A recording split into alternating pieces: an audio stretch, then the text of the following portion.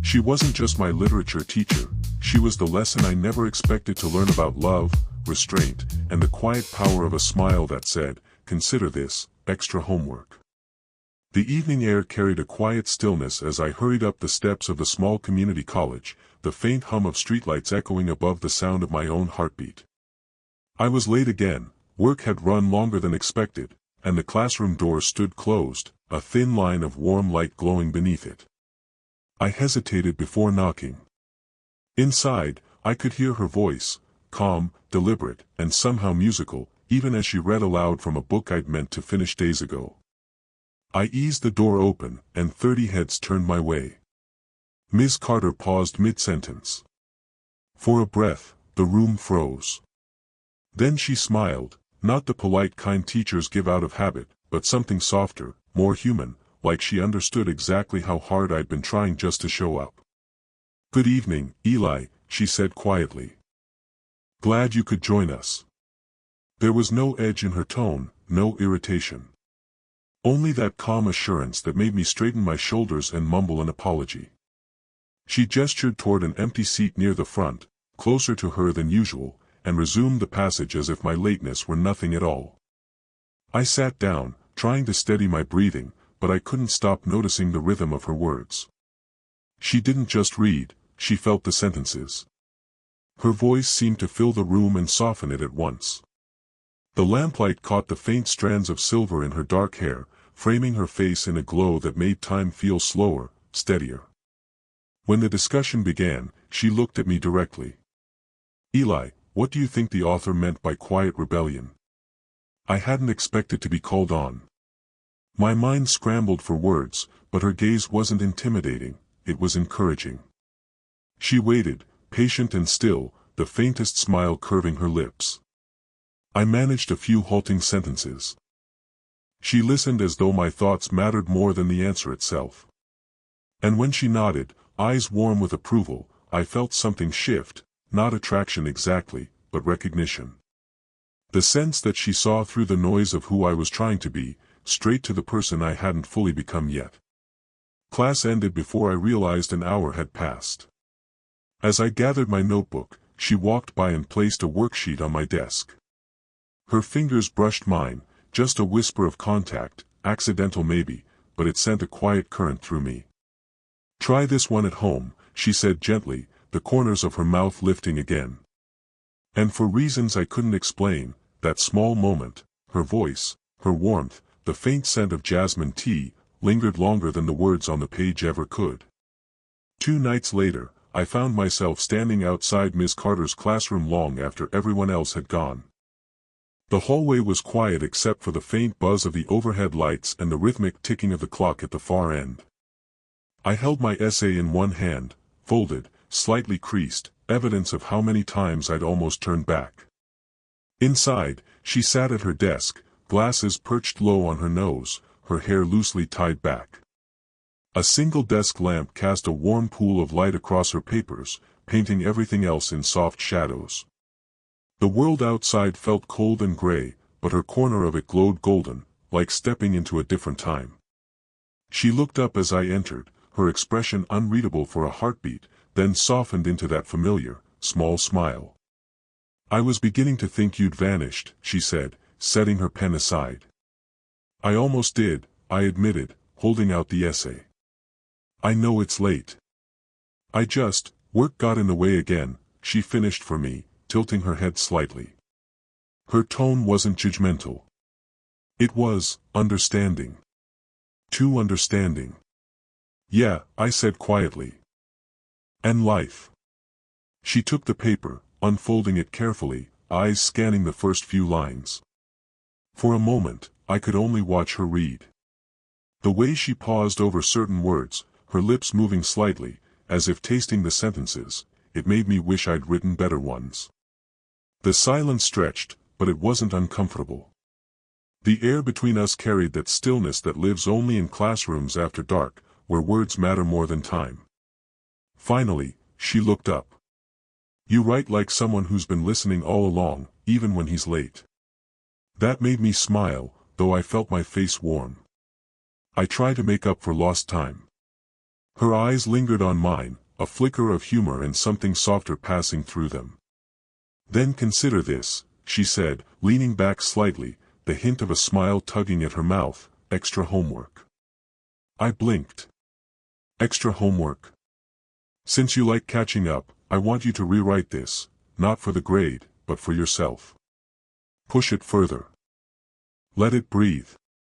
Her tone was gentle but firm, and somehow that small challenge felt personal, like she believed I was capable of more than I'd ever let myself be. Outside, rain began to tap against the windowpane, slow and steady.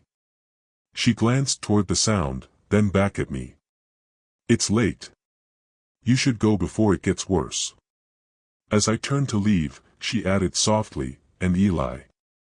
I'm glad you didn't vanish." That simple sentence stayed with me all the way home, echoing louder than the rain, proof that sometimes, a single voice can make the world feel a little less empty.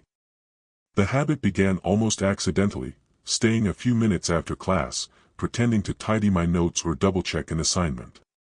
But over time, those few minutes stretched longer. The room would empty, voices fading down the hall, until it was just Miss Carter and me, surrounded by the soft hum of the heater and the faint scent of chalk and tea. One evening, she didn't rush me out. Instead, she asked if I'd read the book she'd recommended. I admitted I hadn't finished it yet. She smiled knowingly. "Then let's see what you think so far." What started as a few quick comments became a full conversation, about the story, the characters, and then, somehow, about life itself. I told her how I'd dropped out a few years earlier, how it felt like I'd lost my direction. She listened without interruption, her chin resting on one hand, eyes warm and steady. There was something in her silence that drew the truth out of me, not pity, but genuine curiosity. When she spoke, her voice was soft but sure. "You know," she said, "most people don't get lost once. They get lost many times. What matters is that you notice when you're wandering." I don't know why that line hit me so deeply, but it did. I looked at her then, really looked, and saw more than a teacher.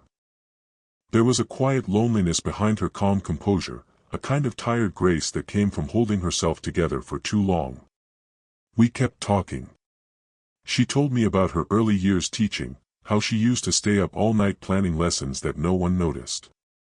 How, over time, she'd learned to measure her days in small moments, a student's breakthrough, a conversation that mattered. Her honesty surprised me.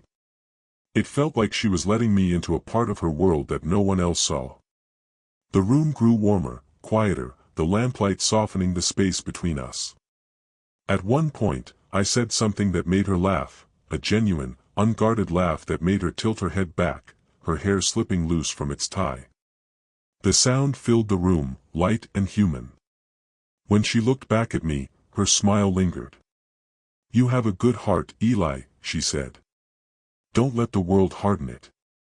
I didn't know what to say. So I just nodded, my chest tight with something I couldn't name.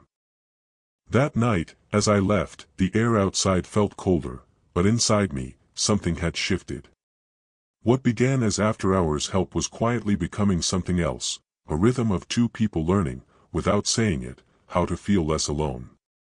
The town's annual literature festival was the kind of event most students skipped, too small, too quiet, too academic. But Ms. Carter had asked for volunteers to help manage the college's booth, and before I could talk myself out of it, I'd raised my hand. Saturday morning came with clear skies and a salty breeze from the coast. The quad had been transformed, white tents lined the paths, their canopies rippling in the wind. Tables overflowed with used books, pamphlets, and cups of steaming coffee. The air buzzed with quiet excitement, but for me, it all blurred into the simple fact that I'd get to spend the day around her. When I arrived, Miss Carter was already there, arranging stacks of poetry anthologies. She wore a cream sweater and simple silver earrings, her hair loosely gathered at the nape of her neck. The morning light turned everything around her to soft gold. "Right on time," she said with a teasing smile. "Miracles do happen." I grinned, pretending to check my watch. "Don't get used to it." She laughed, the sound carried away by the breeze. For a moment, I forgot that she was my teacher. She was just a woman, graceful and alive in the late morning sun. We spent hours side by side, greeting visitors, arranging displays, sharing quiet jokes between the bustle. Every so often, our hands brushed when we reached for the same stack of flyers. It wasn't deliberate, but each touch left behind a strange, warm stillness neither of us mentioned. At one point, the banner behind our table came loose, flapping in the wind. I grabbed one end while she steadied the other. We both stretched upward, fingers almost meeting at the center. For a fleeting second, her hand rested against mine, skin against skin, before she pulled back, laughing softly. "You're taller. You finish it." The simple closeness made my pulse stumble. I tied the string quickly, pretending to focus, but my thoughts were elsewhere, on the way her smile lingered after she looked away. Later, as the sun dipped lower, she handed me a cup of coffee from a nearby vendor. "You've earned this," she said, brushing a stray napkin toward me. "Thank you, Eli. You make this job feel less lonely." Her words landed softly, but they stayed with me long after. Because in her tone, I heard something more, a quiet confession hidden inside gratitude. When the crowd thinned and the last book was packed, we stood together watching the sunset burn through the horizon. The silence between us wasn't awkward. It was something alive, humming with the promise of a connection neither of us dared to name. The shift was so subtle at first, I almost missed it. One day, Ms. Carter's smile seemed a little shorter, her voice, a shade more formal. The warmth that had once lingered in her glances began to cool, replaced by polite distance. It started after the festival. I'd heard whispers in the hallway, a few classmates joking that I was the teacher's favorite, that maybe she gave me more attention than I deserved. I laughed it off at first, but the next class told me she hadn't. When I greeted her, she only nodded, her tone brisk. During discussion, she didn't call on me once. Even when I raised my hand, she avoided my eyes, as though something invisible now stood between us. After class, I waited by her desk, heart pounding. "Miss Carter, can I talk to you for a second?" She didn't look up from her papers. "I'm a bit busy today, Eli. Maybe next time." There was a finality in her tone that made me step back. The room felt colder than usual, the fluorescent light too harsh. I gathered my books in silence and left, trying to swallow the ache tightening in my throat. Over the next few days, the distance only grew. She stopped asking about my writing, stopped staying late to talk. I caught her laughing lightly with other students, but with me, nothing more than courteous detachment. I told myself it didn't matter, that teachers were supposed to keep boundaries. But every time I saw her looking past me, it felt like losing something I hadn't even realized I'd needed. One evening, I returned to the classroom after everyone had gone. The door was half open, light spilling across the floor. She was there, collecting papers into neat stacks. For a long moment, I just stood there, unsure if I should speak. When she finally noticed me, surprise flickered in her eyes, quickly replaced by guarded calm. "Eli," she said quietly. "You shouldn't be here this late." I wanted to know if I did something wrong," I managed. "You've been different." She hesitated, hands tightening around the stack of papers. "People talk," she said finally, her voice low. "And sometimes it's better to let things cool down before they say more." I wanted to tell her I didn't care about rumors, that what we shared wasn't wrong, it was real. But the look in her eyes stopped me. It wasn't anger. It was fear. "Go home, Eli," she said softly, her words trembling just slightly. I nodded, though the movement hurt. And as I walked away, the echo of her voice followed me down the empty hall, gentle, distant, and heartbreakingly final. It rained again that night, not the light drizzle that lulls a city to sleep, but a steady downpour that turned the streets into mirrors. I hadn't planned on going back to the campus, but something in me couldn't stay away. The weight of her silence had grown unbearable, and I knew that if I didn't speak to her now, the distance between us would harden into something permanent. The courtyard was nearly empty when I arrived. Only the sound of rain against stone filled the air, interrupted by the soft trickle of the fountain at the center. And there she was, Miss Carter, sitting on the edge of the stone rim, umbrella folded at her side, her coat darkened with rain. She looked lost in thought, eyes fixed on the water as if searching for something she'd dropped years ago. I hesitated before stepping closer. "You'll get sick out here," I said quietly. She turned, startled. For a moment, she didn't say anything. Then her expression softened. "Eli," she breathed. "What are you doing here?" "I needed to talk to you," I said. "I can't pretend that nothing happened. Not after everything." She sighed, looking away. "You shouldn't be here." "People already, I don't care what people think," I cut in, my voice steadier than I expected. "You're the one who taught me to look beyond noise. To find meaning in silence. But lately, all the silence between us has been empty." Her gaze flickered toward me then, a quiet storm in her eyes. "Eli, you don't understand what this could cost me." "I'm not asking for anything you can't give," I said softly. "I just need you to know that I meant every word I wrote, every hour I stayed late.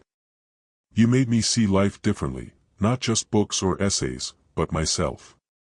The rain slowed, becoming a mist. For a long moment, she said nothing. Then she reached out, hesitant, trembling slightly, and brushed her fingers along my sleeve, wiping away a line of raindrops. "You shouldn't say things like that," she whispered. But her voice broke on the last word. "I already did," I replied. Her hand lingered, caught between retreat and surrender. Her eyes searched mine, not for an answer, but for permission to feel what she'd been trying so hard to deny. Finally, she drew in a breath. "You've changed me too, Eli," she said. "More than I ever planned to let anyone do again." The fountain gurgled softly behind us. The world felt still, suspended in the fragile honesty of that moment. We didn't need to say anything else. The truth hung between us, unspoken, undeniable, and quietly alive. The semester ended the way all endings do, too quietly. The final exams were over, the classrooms half empty, and the bulletin board stripped bare.